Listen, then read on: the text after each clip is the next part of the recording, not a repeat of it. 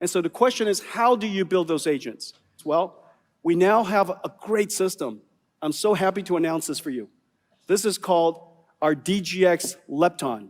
DGX Lepton, what you're looking at here, is a whole bunch of different clouds. Here's the Lambda cloud, the AWS cloud, your own developer's machine, your own system. It could be a DGX station, Nebius, Yoda, and Scale. It could be AWS, it could be GCP. NVIDIA's architecture is everywhere. And so you could decide where you would like to run your models. You deploy it using one super cloud, so it's a cloud of clouds. Once you get it to work, once you get this NIMS deployed into Lepton, it will go and be hosted and run on the various clouds that you decide. One model architecture, one deployment, and you can run it everywhere. If you want to deploy it in the cloud, you got GB200s in the cloud. You're going to deploy it all the way on your DGX Spark or DGX station, no problem. And so Lepton will help you do all of that. Let's talk about industrial AI. We're working on industrial AI with one company after another. This is BMW building their next generation factory in Omniverse. And this is Toyota building a digital twin of their warehouse in Omniverse. And when you build these warehouses and these factories in Omniverse, then you could simulate its effectiveness before you go and physically lift and move things around to discover it wasn't optimal. And so the ability to do everything digitally in a digital twin is incredible. But the question is, why does the digital twin has to look photoreal? And why does it have to obey the laws of physics? The reason for that is because we wanted ultimately to be a digital twin where a robot can learn how to operate as a robot. And robots rely on photons for their perception system. And those photons are generated through Omniverse. And robots needs to interact with the physical world so that it could know whether it's doing the right things and learn how to do it properly.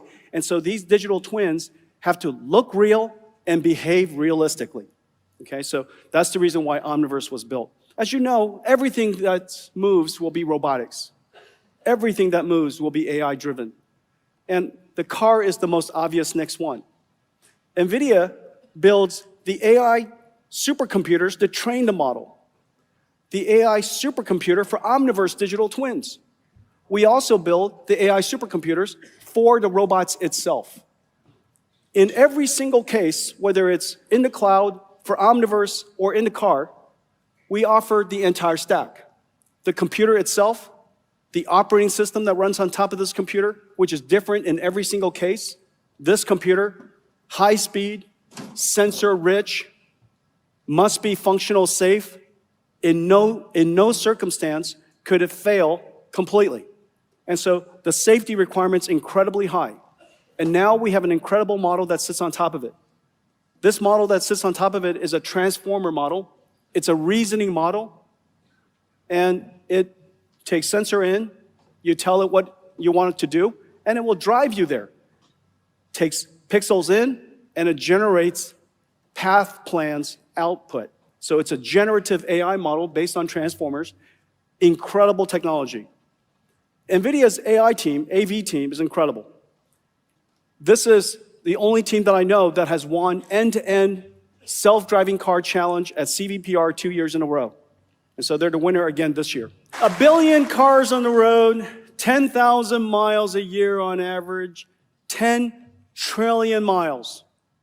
The future of autonomous driving is obviously gigantic. And it's going to be powered by AI. At the core of everything we do here with AV is safety. And we're really, really proud of our Halo system. It starts with the architecture of the chip, and then the chip design, and the systems design, the operating system, the AI models, the methodology of developing the software, the way we test it, everything from the way we train the models, the data we provide for the models, all the way to the way we evaluate the models. NVIDIA's Halo system and our AV safety team and capabilities are absolutely world-renowned. We've been at this now for coming up on 10 years. And so this capability is world-renowned. I'm really proud of it. The same thing that's happening for cars is happening for a new industry.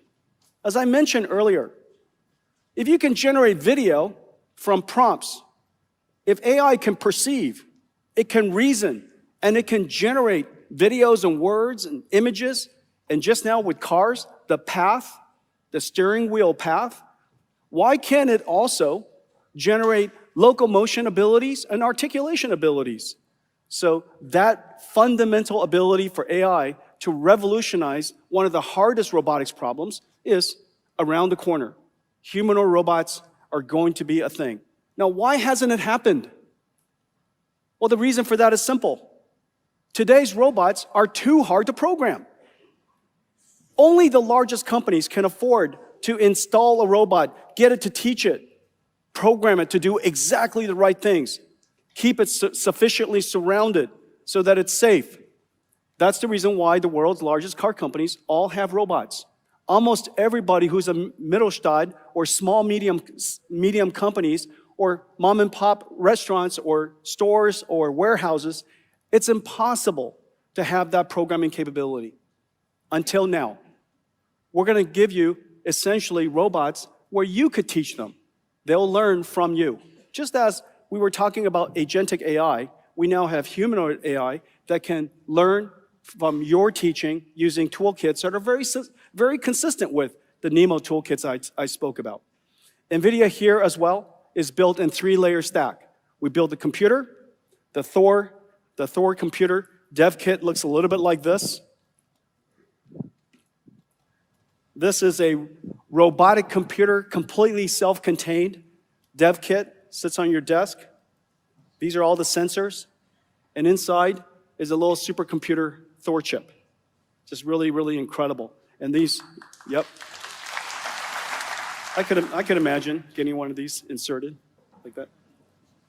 Now, the big challenge of humanoid robotics is the amount of data necessary to train it is very, very hard to get. And so the question is, how do you do that?